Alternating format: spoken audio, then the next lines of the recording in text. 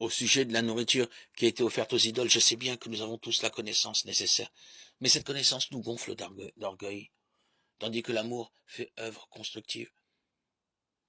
Celui qui croit connaître quelque chose ne connaît pas encore comme il faudrait, mais celui qui aime Dieu, celui-là est vraiment connu de Dieu.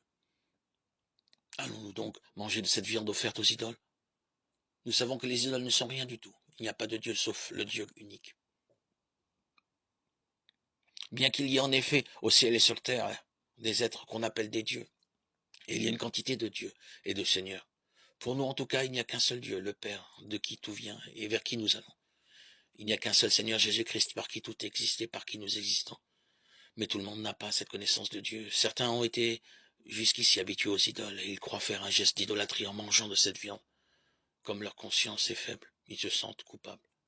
Ce n'est pas un aliment qui nous rapprochera de Dieu. Si nous n'en mangeons pas, nous n'avons rien de moins, et si nous en mangeons, nous n'avons rien de plus. Mais prenez garde que l'usage de vos droits ne soit une occasion de chute pour les faibles. En effet, si l'un d'eux te voit tabler dans le temple d'une idole, toi qui as cette connaissance, est-ce un exemple constructif pour cet homme qui a la conscience faible? Ne vas-tu pas le pousser à manger de la viande offerte aux idoles? Et la connaissance que tu as va faire périr le faible, ce frère pour qui le Christ est mort. Ainsi, en péchant contre vos frères et en blessant leur conscience qui est faible, vous péchez contre le Christ lui-même.